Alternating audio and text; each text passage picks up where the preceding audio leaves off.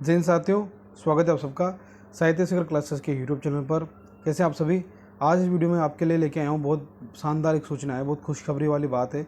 और जो भी अभ्यर्थी इस आने वाली प्रतियोगी परीक्षा की तैयारी कर रहे हैं, स्कूल व्याख्याता की, वरिष्ठ अध्यापक की, रीट की, और वो इस बात को लेकर चिंतित हैं कि सर वैकेंसी कब आएगी, पहली बात, और आएगी तो फिर कितने पदों पर वैकेंसी आएगी, इस बात को लेकर सभी चिंतित है। तो आज इस वीडियो में बात करने वाले हैं जो एक सूचना मिल रही है, एक शानदार जो खबर आई है उसके बारे में। सबसे पहले बात तो ये कि आप सभी को तैयार हो जाना चाहिए मेरे हिसाब से कि आने वाली वैकेंसी में आपको सिलेक्शन लेना है, तो अपनी तैयारी को जो है बहुत ज़ोर शोर से तैयारी करना स्टार्ट कर दीजिए। क्योंकि जिस दिन वैकेंसी आ गई ना, उस दिन यूँ मान के चले कि अभी से जो तैयारी कर रहे हैं वो व्यक्ति एकदम आगे हो जाएंगे। बाकी तैयारी करना जो स्टार्ट करेंगे विज्ञप्ति आने के बाद, तो मुझे लगता है कि जो भी तैयारी कर रहे हैं उनसे आप कहीं पीछे नहीं रह जाओ। इसलिए मेरा मानना है कि आपको अभी से तैयारी करना स्टार्ट कर देना चाहिए। सबसे पहले बात करें कि आप लोगों के पिछले 1-2 वीडियो में, जब भी मैं वीडियो बनाता हूँ तो आप लोगों के हर वीडियो नीचे कमेंट रहते हैं कि सर विज्ञप्ति कब आएगी, पहली बात, और विज्ञप्ति आएगी तो फिर कितने पदों पर विज्ञप्ति आएगी। अब मैंने सबसे पहले तो मैं आपको ये बताता हूँ कि आप जो तैयारी कर रहे हो तो आप अपनी तैयारी को कंटिन्यू रखें। विज्ञप्ति कब आएगी, कितने पदों पर आएगी, इसकी आपको चिंता नहीं करनी है। जो एक गंभीर अभ्यर्थी होता है, जिसे चयन लेना होता है, वो इस चीज़ के बारे में इतना सोचता नहीं है। पहली बात तो ये ठीक है, लेकिन एक जब आपके सामने एक टारगेट होता है तो मुझे लगता है कहीं ना कहीं मोटिवेशन ज़्यादा रहता है कि यार मेरे सामने टारगेट है, गोल है, 8 महीने, 6 महीने, 5 महीने बाद मेरा एग्जाम है। तो फिर उस हिसाब से हम अपनी जो है एक रणनीति बना लेते हैं और उस रणनीति के हिसाब से अपना काम करना स्टार्ट कर देते हैं।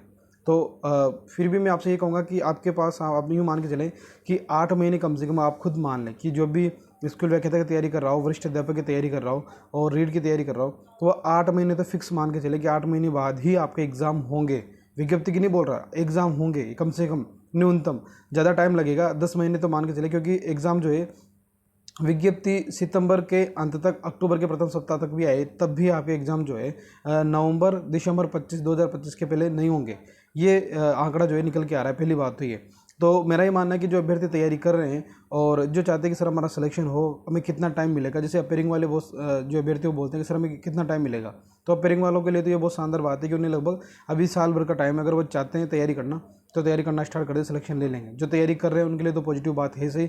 और जिनको ये लग रहा है कि हमारी तो तैयारी कंप्लीट हो चुकी है और विज्ञप्ति हमारे सामने नहीं है तो हम निराश हो रहे हैं, तो उन्हें निराश होने की ज़रूरत नहीं है। बल्कि जो खाली टाइम है, जब आपकी तैयारी हो चुकी है, तो अब अपनी तैयारी को और भी तेज़ धार दीजिए, क्योंकि ये जो समय है ना, ये निकल जाएगा, फिर बाद में कुछ नहीं होगा। क्योंकि नए अभ्यर्थी तैयारी कर रहे हैं, अलग अलग व्यक्ति अलग अलग जो है इस तरफ से कोचिंग कर रहे हैं, कहीं ना कहीं कोई ज़्यादा मैटर पढ़ रहा है, कोई कम पढ़ रहा है।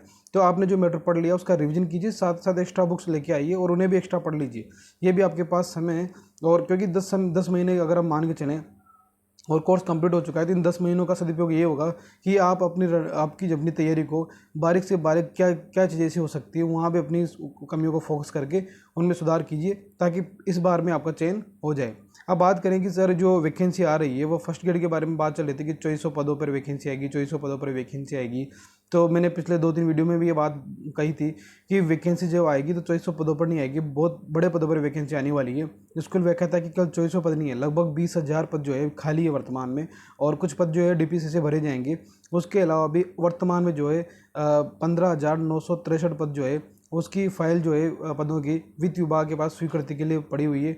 वहाँ से जैसे स्वीकृति मिलेगी तो यूँ मान के चलें आप कि 8 से 10,000 के आसपास जो है स्कूल व्याख्याता के पदों पर वैकेंसी आएगी। ये बात कन्फर्म है, 8 से 10,000 पदों पर स्कूल व्याख्याता की भर्ती आएगी।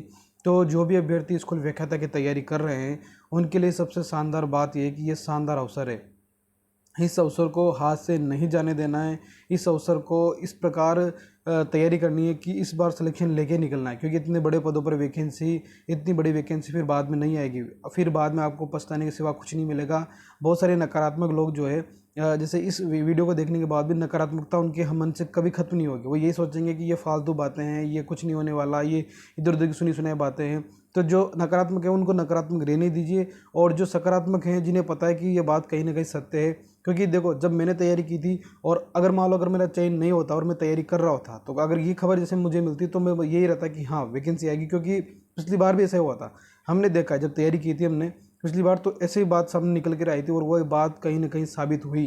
भले उसमें 1 महीना लेट हो गया या 2 महीना लेट हो गया, लेकिन वो बात साबित होती है।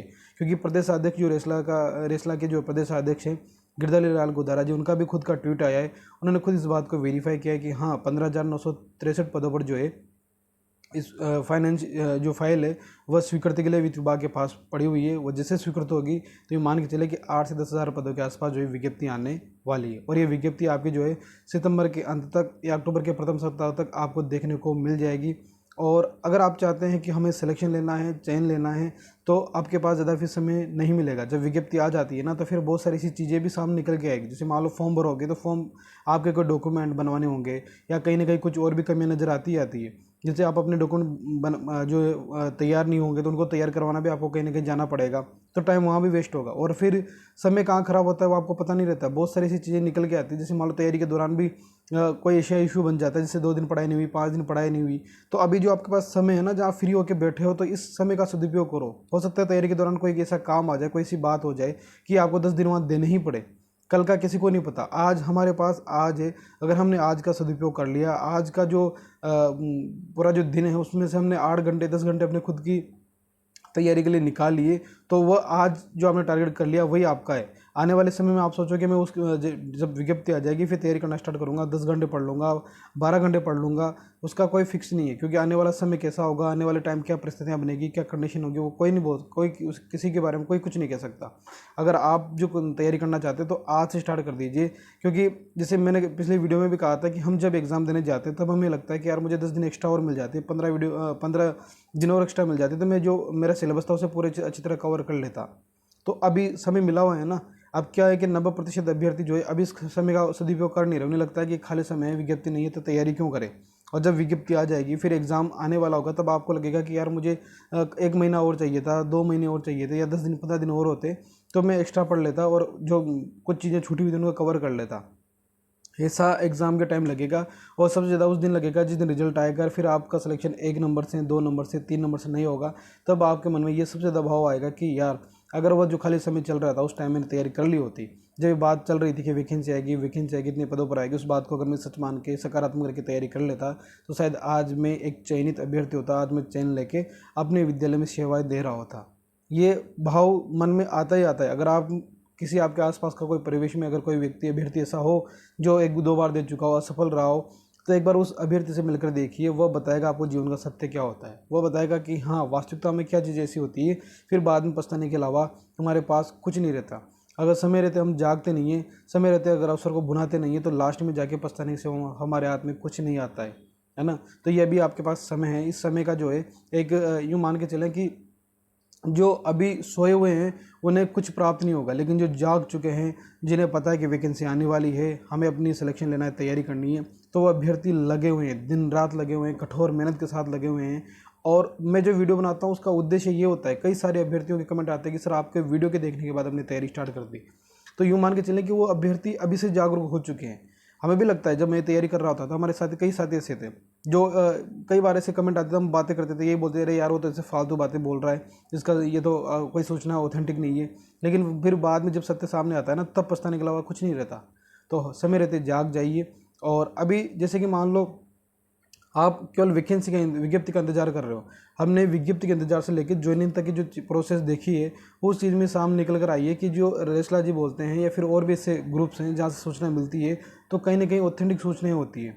क्योंकि कहीं ना कहीं जो है सकारात्मकता का माहौल बन रहा होता है, या जो नकारात्मकता माहौल बनता है वो कहीं झूठा नहीं बनता। अभी जो माहौल बन रहा है, अभी हर जगह से ये बात आती है कि वैकेंसी आने वाली है और इतने पदों पर वैकेंसी आएगी, तो ये बात झूठी नहीं है, ये बात सत्य है। अब इस चीज़ का, इस अवसर का फ़ायदा उठाने के लिए, आपको अपने समय का सदुपयोग करने के लिए अभी से ही किताबें उठा लो, तैयारी करना स्टार्ट कर दो, अगर वास्तविकता में चयन लेना है तो।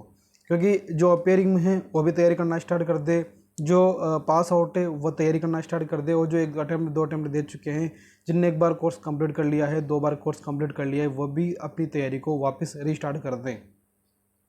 भले ही आपकी तैयारी कितनी मजबूत हो, लेकिन ये याद रखें कि अब सिलेक्शन लेना इतना आसान होता नहीं है, बहुत ही मेहनत की ज़रूरत होती है। और हम जैसे बोलते हैं ना, वो कछुए खरगोश की बात आती है। हमने अपनी तैयारी इतनी मजबूत कर रखी कि हम रेस्ट करने लग जाते हैं खरगोश की भांति।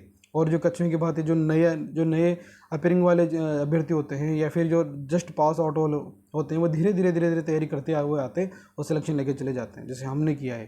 क्योंकि हम कभी जो नया फ्रेशर होगा ना, जो पहली बार दे रहा होगा, वह कभी इस विश्वास में नहीं होगा कि हाँ कि कंफर्म सिलेक्शन ही होगा। वो बस ये जानता है कि मुझे मेहनत करनी है, धीरे धीरे मेहनत करनी है। और कभी कभी हम इतने और कॉन्फिडेंट हो जाते हैं कि ठीक है यार, मैंने सब कुछ कर रखा है, मुझे क्या टेंशन है, मेरा तो सिलेक्शन होना ही है। उस चक्कर में फिर लास्ट के टाइम हम क्या है, हमने जो पढ़ाई जो चल रही होती है ना, वो जो हम मेहनत कर रहे होते हैं, उसको कहीं ना कहीं थोड़ा बहुत कम करते चले जाते हैं और लास्ट में ये होता है कि बहुत सारी चीज़ें हमारे हाथ से फिसलती जाती है, हमें पता नहीं चलता और लास्ट में हम चैन से वंचित रह जाते हैं।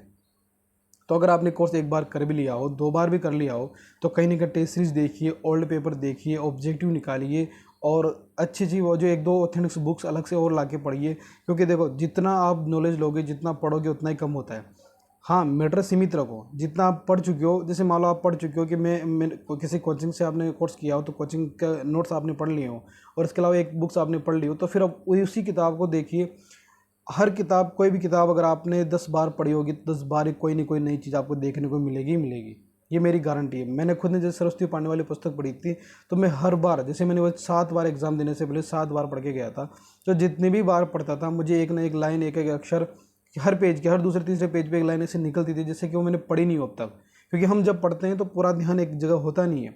कई बातें ऐसी होती है, कई जब जैसे मान लो पढ़ रहे, लगातार आप 4 घंटे पढ़ रहे हो, 3 घंटे पढ़ रहे हो, तो बीच में 1-2 पेज ऐसे आते हैं कि आपका दिमाग कहीं ना कहीं चला ही जाता है।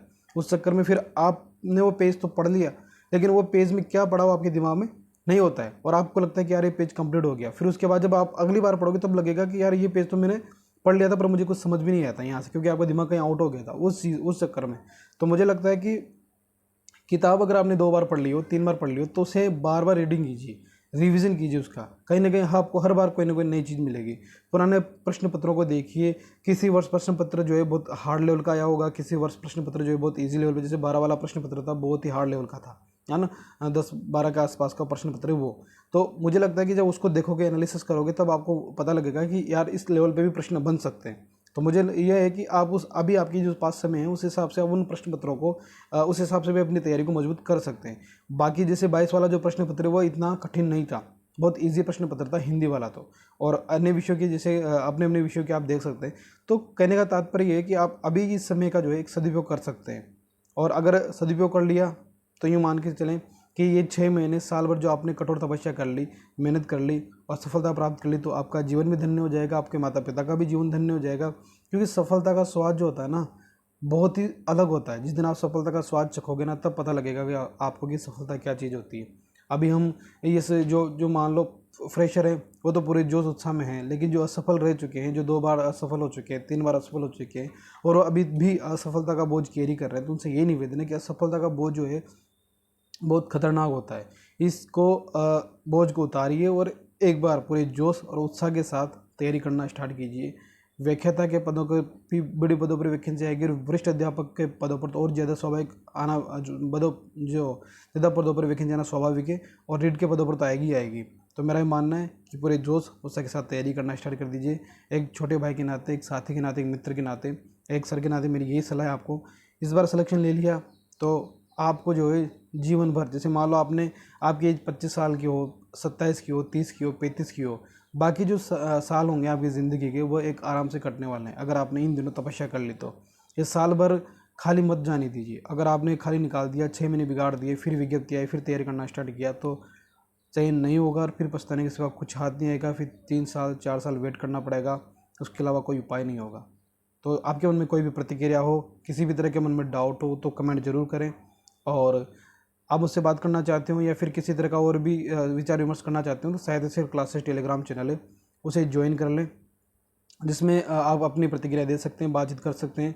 सभी विद्वान साथी जुड़े हुए हैं, वो आप आपस में एक दूसरे से सलाह लेके, मशवरा लेके बातचीत कर लेते हैं। एक ग्रुप है जिसके माध्यम से आप एक दूसरे की समस्याओं से बातचीत करके कुछ सलाह मशवरा कर सकते हैं। तो उमाशंकर पंचोली आर्यस नाम से बना हुआ है, तो आप साहित्य से क्लासेस ज्वाइन कर लें, वहाँ आप उस ग्रुप का लिंक मिल जाएगा। और बाकी जो नए हो, चैनल को सब्सक्राइब कर लें। जो स्किल व्याख्याता की तैयारी कर रहा हो, वरिष्ठ अध्यापक की तैयारी कर रहा हो, रीट की तैयारी कर रहा हो, विशेषकर हिंदी से, तो उसका निःशुल्क कोर्स मैं इस चैनल पर करवा रहा हूँ। इस चैनल को सब्सक्राइब कर लें। बाकी वरिष्ठ स्किल व्याख्याता का जो मैनेजमेंट का जो प्रश्न पेपर होता है, 15 प्रश्न आते हैं, उसका भी कोर्स यहाँ निःशुल्क करवाऊंगा। तो जो भी साथी पढ़ना चाहते हैं, देखना चाहते हैं, इस चैनल को सब्सक्राइब कर लें। और आपके मन में जो भी डाउट हो कमेंट जरूर करें, उस पर भी बात कर लेंगे। मिलते हैं नेक्स्ट वीडियो में, तब तक के लिए जय हिंद, जय भारत।